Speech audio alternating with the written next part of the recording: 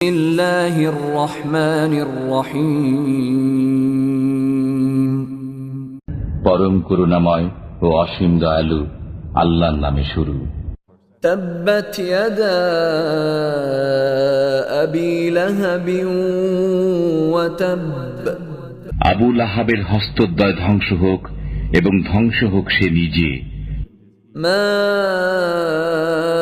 আগনা আনহু মালুহু ওয়া মা কাসাব।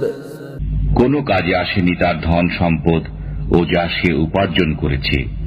সায়াসলা নারান যাতা লাহাব। সত্তরই সে প্রবেশ করবে লেলিহান অগ্নিতে। ওয়ামরাআতুহু হাম্মালাতাল হাতাব। এবং তার স্ত্রীও যে ইন্ধন বহন করে। ফি জিদিহা হাবলুম